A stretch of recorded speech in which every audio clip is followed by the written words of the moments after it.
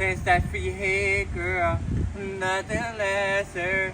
G stacks for your head, girl. Oh, it gets better. I am here, waiting for you. With these 10 stacks, you can get all of that. I like to hit it from the back. Cause shut your ass is fat. Rise like the sun, if I fall, I'ma rise again. Rise again, I'm never gonna stop. My name's Stephon Green, born and raised in Newburgh. Here to talk, man. So, man, take me through a day-to-day with you. Like, how are you feeling when you walk outside into these streets? And what are some of the things that you're observing out here on a daily basis? For me, I take every day with a grain of salt for the most part, because it's like, I see, when I walk outside, I see, kids lost, no guidance. I see them, I know we used to skip school when we was younger, but the activities they get into when they skip in school, it's kind of like, it's detrimental to the youth because they don't got nobody to talk to them, man. Hey, man, why you not in school?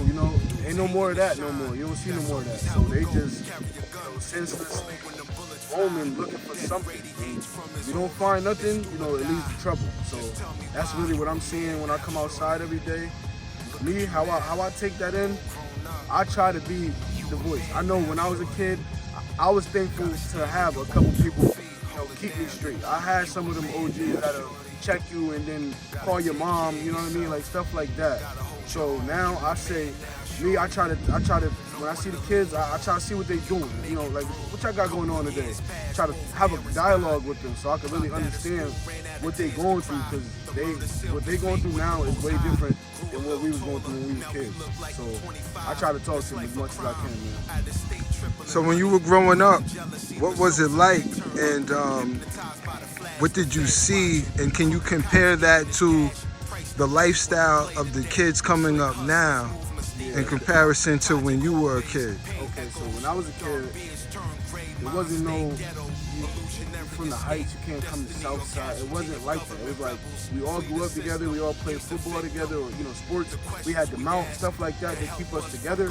So, and you never really worried about people from this side coming on this side, and nobody was really starting trouble. And on top of that, we fought when we was kids. Like, whether you got jumped or whatever the case is, you put your hands up. Now, it's like they run into what they know best, and sad to say, they know guns better than their fists. What I want to ask you is, what do you think is fueling the violence?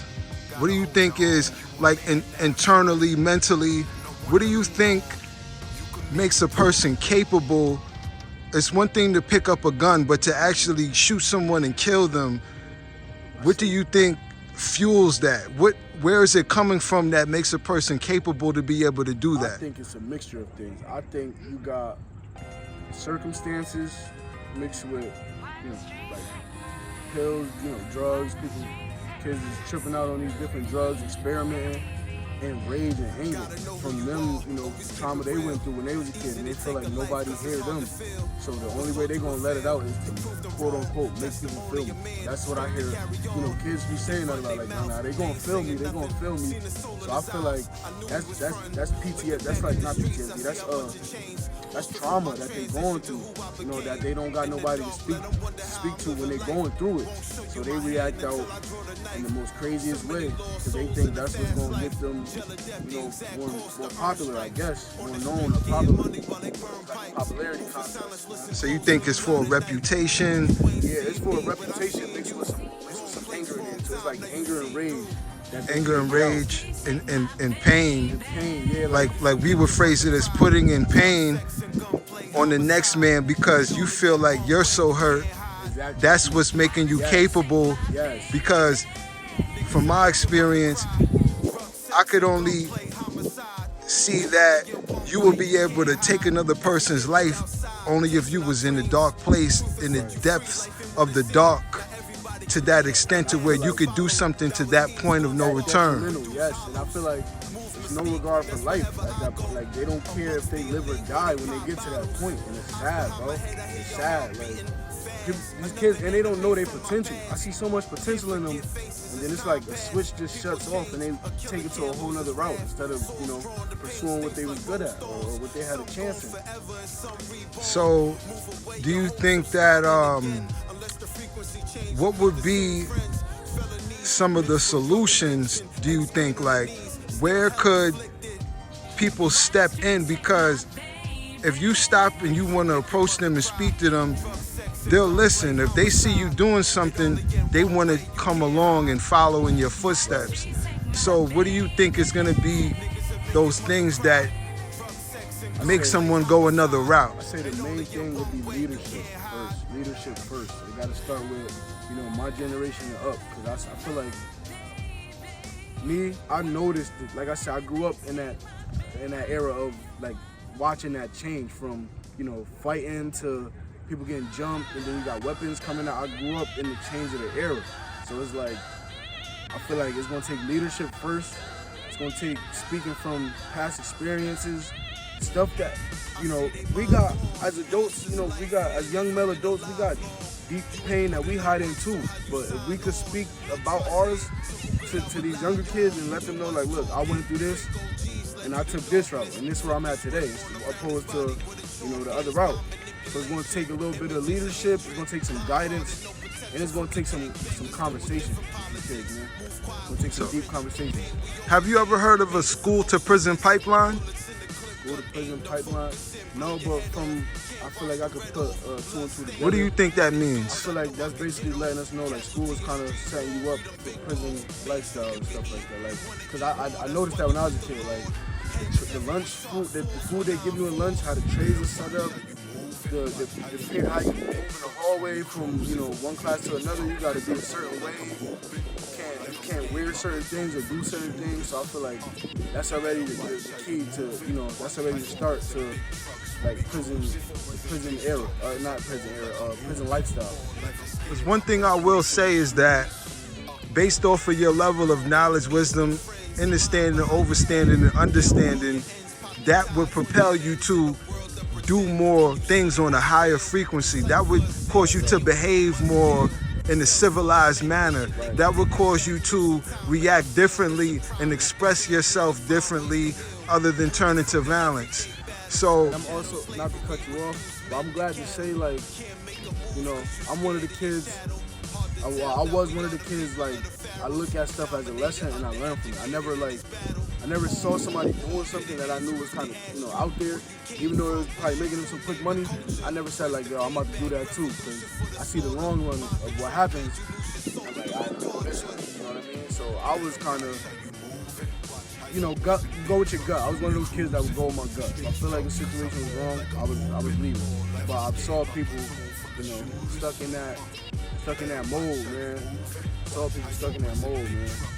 in my opinion, you know, it never changes at the fact that there could be 30 people, but it's only 2 out of that 30 that's actually gonna inflict that level of violence on the next person, and the other 28 is more or less there to witness. Like innocent bystanders. Innocent bystanders, yeah. But until that situation actually occurs, based off of their behavior and the way that they talk and the way that they move, you would think that that whole group of people will be capable of doing those acts. Right. So to the 2 people out of that 30, let's say, God forbid, as a teenager, because in New York State, they will charge you as an adult, and you can get a life sentence as a 16-year-old, as a 15-year-old. What would you say to the 16-year-old that is facing a lot of time and has to go through that system? What would you say to them going into that situation to prepare them during that journey behind the wall and that journey when they have to make their way back home? Tell them, first thing first, find peace with yourself, man. Don't be no follower when you're going there. You gotta stand on your own 2 feet, and you gotta accept the consequence of what you did. But at the same time, you could be the leader for the next one. You could be the one that, when you come home, you could be the one to let them know, like, hey, listen, man, I tried this. Yeah, it's cool in the moment, but look what it got me. Now I'm back in social life starting behind you. You know what I mean? Like, because when you come home, you start from zero. You start from the bottom. I done seen people begging their closest friends for, help, handouts. You turn homeless, now they homeless, and they can't get back together on their feet. So I feel like acknowledgement is first, man. You gotta acknowledge what you did wrong in that situation. You gotta take your time like a man, keep your head up, and always know it's never over. It's never over. It's never over. So that's my word of advice to y'all. So coming back into that same environment. Oh, that part, yeah, I would say that's the most I don't have the answer for that part per se, but I think that's probably the most difficult part for these guys. That's probably the most difficult part. So I can't personally, I don't have the answer for that, man. I just say, stay focused, man. You know what you did to get in there, and you know what you gotta do to stay out. So just try to make your life better, man. Don't fall for the same BS, man. And if you notice, when you get locked up, when you come home, the same people you was around is in the same spot when you come home, man. Always notice that. The sad situation in this is that if somebody commits a murder and you're a part of that group, you are also gonna get charged with that murder. Guilty by association. Man. So because you weren't being yourself, because you didn't want to be unique within your own heart and mind and soul and walk your own path, now you have to deal with the consequences that come with you perpetrating a fraud. So when you get around realness is always going to sniff out something that is not authentic because you are not of that cloth. Right. So to the ones that are not a part of that cloth, you know in your heart you do not have it in you to kill a man if it came to protecting your own life. If you get put in these situations around grown men 3 times your size that haven't seen women in over 30, 40, 50 years, that will prey on you and rape you. No joke, man. It's no joke. Man.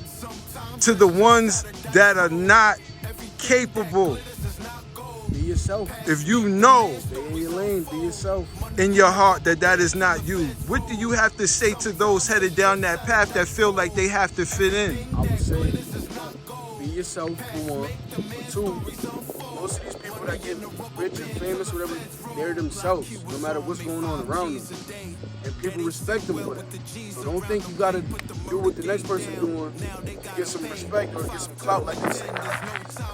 Be yourself. You probably had a hidden talent that you ain't even get to express. You should really follow behind this group that you think this would need to be. Something happened, you're taking a rap by yourself, man. Like you said, these guys in there, they've been in there for some time. They're not gonna show no video. They're not gonna show no mercy. They don't care if this is really your image that you are or not. Because when you get behind them walls, ain't no guards is gonna save you from nothing that's going on, man. No guards is gonna save you from nothing that's going. Be yourself, man. You got a gift, you got a talent. Take advantage of it, bro. That's for the young ladies and for the young men. I know you see the conditions of the people, you see the looks on individuals' faces. You see the Depression on these face. you see the complexion of the skin, you see the overweight and the sickness. What is your opinion on, as you cruise down Broadway and you see the availability to certain types of foods, what is your opinion on the choices that the people are making as far as their diet and the access that you have to certain foods? I feel like a lot of it is scarce because it's like you don't see nobody producing organic foods or anything like that anymore. Everything now that they selling in the stores, it's like you're forced to eat it. You don't know what you're eating. It's like that's all we got around us. We don't got no. As far as I don't even know if we do or not, but I don't think we got any like how you call it, like naturally grown, like organically grown type of things. I see. Shout out my boy Ahmad. He doing his thing with the organic stuff, but you don't see too much of that. You don't see too many black farmers. You know what I mean? People that know what they put in their body and stuff like that. So everybody's just lost eating whatever is provided to them. To be honest, for the most part. So as far as economically, what do you see that's being provided to the people? Are there any resources as far as jobs? I mean, one thing I feel like there is, like, that's my thing. All right, so me, I was always a go-getter.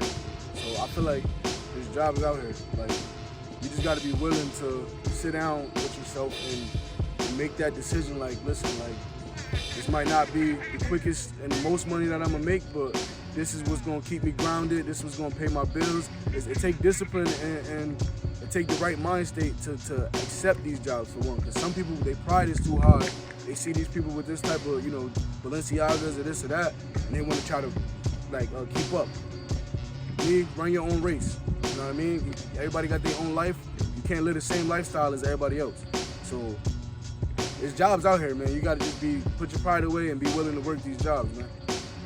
So in closing, what would be some final solutions or any last thoughts or any light that you would like to shed on the city, the outlook on it, the mental health aspect? What's your opinion on things to close out? First things first, the city of Newburgh is really a great place. It's a lot of stuff here. It's a lot of opportunity here. I've seen a lot of people go far from Newburgh, coming from Newburgh. So it's like, it can happen. Another thing I would say, put the guns down, man. It's a lot of senseless shooting.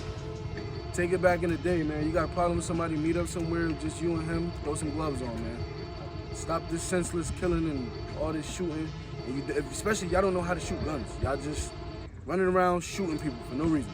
So that gotta stop. I don't know, man. Peace and love, man. Peace and love, bro. Life is too short, and a lot of stuff don't be that serious for what y'all gotta do, man.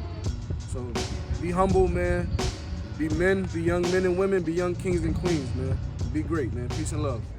Peace and love. Rise again.